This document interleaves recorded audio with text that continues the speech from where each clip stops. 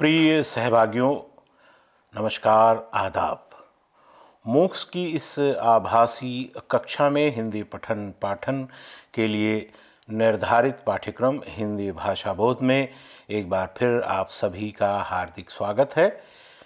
मैं मेराज अहमद, प्रोफेसर हिंदी विभाग, अलीगढ़ मुस्लिम विश्वविद्यालय अलीगढ़, आप सबके सामने छठवें सप्ताह के व्याख्यान संख्या 28 के साथ प्रस्तुत हूँ। पठन पाठन की इस श्रृंखला को आगे बढ़ाते हुए आज की कक्षा में एक नए विषय की शुरुआत करेंगे। इस सेशन में हम लोग चर्चा करेंगे विलोमार्थक शब्द पर। पिछले व्याख्यान में हम लोगों ने पर्यायवाची एवं समानार्थक शब्द की परिभाषा को समझते हुए इनके बीच के अंतर पर दृष्टिपात किया और दोनों के उदाहरण भी देखे। तो आज की कक्षा में हम लोग ये सीख सकेंगे कि विलोमार्थक शब्द का मूल अर्थ क्या है, विलोम शब्द की परिभाषा क्या है, इसके प्रयोग की आवश्यकताएं क्या हैं, तथा विलोमार्थक शब्द के उदाहरणों से भी इस कक्षा में आप लोग परिचित हो सकेंगे।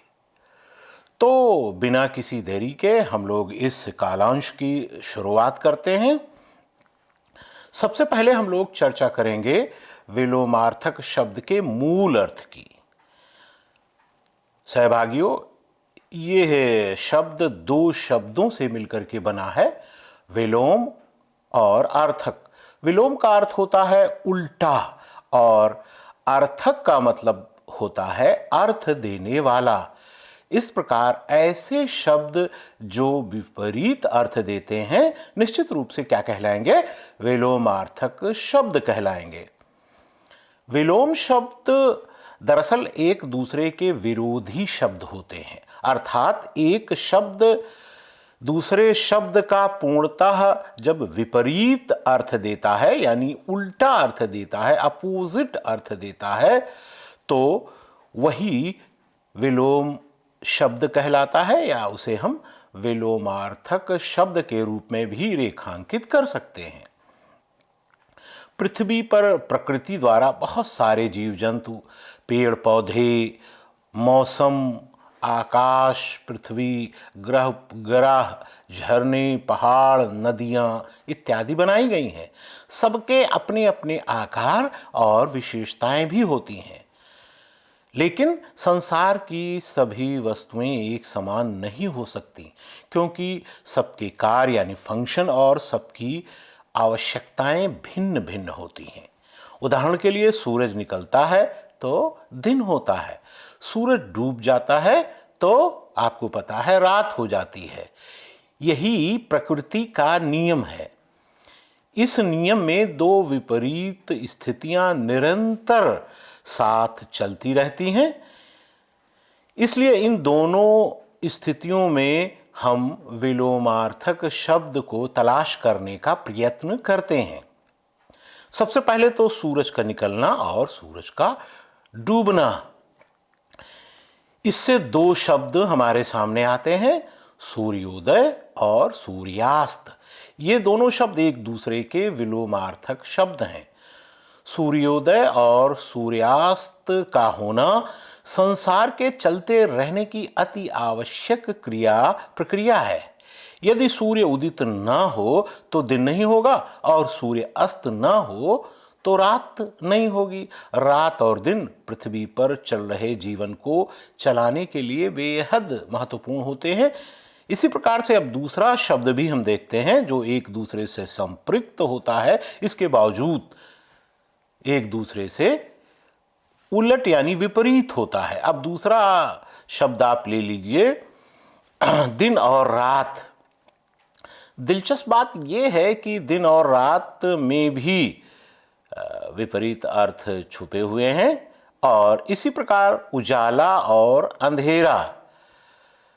अब और अधिक रुचिकर यह है कि उजाले और अंधेरे में भी दो विपरीत क्रियाएं छुपी हुई होती हैं। आप देख सकते हैं जागना और सोना। जागने और सोने से भी दो क्रियाएं संबद्ध दिख रही हैं। इसी प्रकार काम और काम के साथ साथ आराम। इस प्रकार प्रकृति की क्रिया और हमारी दिनचर्या में बहुत से काम ऐसे होते रहते हैं जो कुछ तो एक समान होते हैं और कुछ एक दूसरे के विपरीत। सूर्योदय और सूर्यास्त जैसे दो विलोमार्थक शब्द हैं या हमारे इसके द्वारा काम पूरे होते हैं, तो इससे हमें विलोमार्थक शब्द प्राप्त होते हैं। जैसे दिन रात, जागना सोना, काम आराम, सूरज चांद, उजाला अंधेरा, आना जाना इत्यादि। इस प्रकार स्पष्ट हो चुका है कि दो ऐसे शब्द जो एक दूसरे के विपरीत क्रिया करते हैं।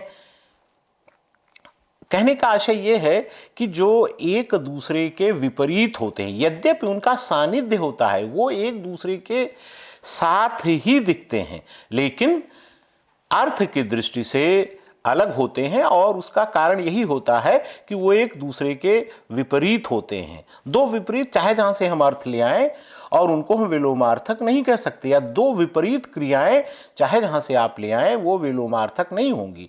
विलोमार्थक होने के लिए आवश्यक ये है कि दोनों एक दूसरे के सानिध्य में हों, यानी एक दूसरे से संपृक्त हों। जैसे अभी आप लोगों ने देखा कि उजाला और अंधेरा या दिन और रात। तो अब आशा है आप लोग समझ गए होंगे। अब हम यहाँ पर कुछ विलोमार्थक शब्दों की प्रकारों की भी चर्चा कर लेते हैं। तो चलिए देखते हैं कि किन किन आधारों पर परिवर्तित होकर कोई विलोमार्थक शब्द बनता है, यानी कोई एक शब्द है और कौन से ऐसे कारण हैं जिनके लागू होने से वह उस शब्द के विपरीत या विलोमार्थक शब्द को देता है। तो पहला कारण है लिंग परिवर्तन का, यानी लिंग परिवर्तन के आधार पर विलोमार्थक शब्द निर्मित होते हैं। जब किसी शब्द, वस्तु, पद, अवस्था इत्यादि के स्त्रीलिंग और पुल्लिंग बनते हैं तो वहाँ पर लिंग के अनुसार परिवर्तन होता है। जैसे बेटा, नर, लड़का, आदमी, पुरुष, पिता, दादा इत्यादि पुल्लिंग शब्द हैं, यानी ये शब्द पुल्लिंग शब्द के उदाहरण हैं। यदि हम इनको स्त्रीलिंग में परिवर्तित कर देते हैं तो ये कुछ इस प्रकार के शब्द बनते हैं: बेटी, नारी, लड़की, औरत, महिला, माता, दादी। तो आप देख सकते हैं कि बेटा का बेटी बन गया, नर का नारी, लड़का का लड़की, आदमी का औरत, पुरुष का महिला, पिता का माता, दादा का दादी। तो ये लिंग का जो परिवर्तन है आप देख सकते हैं यहाँ पर कि ये विलोमार्थक शब्द को निर्मित करने का एक महती कारण होता है। अब दूसरा जो है कारण वो है भिन्न जाति या वर्ग के शब्द के द्वारा भी विलोमार्थक शब्द निर्मित होते हैं। यहाँ पर दो वर्ग हैं, एक वर्ग सच के साथ है और दूसरा वर्ग किसके साथ है? झूठ के साथ। एक वर्ग न्याय का पक्षधर है और दूसरा वर्ग अन्याय कर रहा है। इसी प्रकार से आप देख सकते हैं कि समाज में एक वर्ग क्या कहलाता है? उच्च वर्ग कहलाता है, और उसी के बरक्स, उसी के विपरीत दूसरा वर्ग निम्न वर्ग कहलाता है। तो आप देख सकते हैं कि भिन्न जाति या वर्ग के द्वारा भी जो शब्द बनते हैं उसमें बहुत सारे शब्द विलोमार्थक शब्द होते हैं। इसके अतिरिक्त हम लोग उपसर्ग जोड़ करके भी देखते हैं कि विलोमार्थक शब्द बनते हैं। इस प्रकार के विलोम शब्द में शब्द के आगे उपसर्ग जोड़ा जाता है और परिणाम ये होता है कि हमें शब्द का विपरीत अर्थ प्राप्त होता है। उदाहरण के लिए सफल शब्द में अगर हम आ उपसर्ग जोड़ दें तो अर्थ में परिवर्तन आ जाता है, यानी जो नया शब्द हमको प्राप्त होता है उसके विपरीत होता है और यह विपरीत अर्थात विलोमार्थक शब्द होगा असफल। बिल्कुल इसी तरह अगर आप न्याय में आ जोड़ दें तो क्या शब्द प्राप्त होगा? अन्याय। एक और पद्धति के द्वारा हम विलोमार्थक शब्दों को समझ सकते हैं, वो है समास जोड़ करके। जैसे कामयाब का नाकामयाब, समझ का नासमझ, कानूनी का गैर कानूनी, पसंद का नापसंद। तो आपने देखा कि यहाँ पर हमने निषेधात्मक वर्णों को शब्द के आगे लगाया है। तो ना के अतिरिक्त आपने गैर कानूनी में देखा गैर, तो इसी तरीके से गैर मुनासिब भी इसका उदाहरण है। अब आशा है कि आप लोग जो विधि है, जो समझने का कारक है या जिसके द्वारा हम कह सकते हैं कि हम विलोमार्थक शब्द बनाते हैं या बनते हैं, उसके बाद अब आप लोग कुछ विलोमार्थक शब्दों से भी परिचित होंगे। मैं उनका कुछ उदाहरण आप लोगों के सामने प्रस्तुत करूंगा। आप लोग इसको ध्यान से देखिए और सुनिए। अंतर्जगत का विलोम शब्द है बहिर्जगत। अतिवृष्ट यानी बहुत अधिक पानी बरसने के लिए हम लोग क्या कहते हैं, किस विलोम शब्द का प्रयुक्त होता है, कौन सा विलोम शब्द प्रयुक्त किया जाता है? वो है अनावृष्ट यानी सूखा। अति का विलोम अल्प, अति का अर्थ होता है बहुत अधिक, अल्प का थोड़ा। आलसी का विलोम शब्द कर्मठ। अनुलोम यानी ऊपर से नीचे का विलोम शब्द होगा प्रतिलोम, नीचे से ऊपर।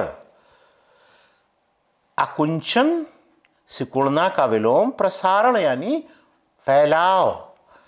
आशा का विलोम स्पष्ट है निराशा।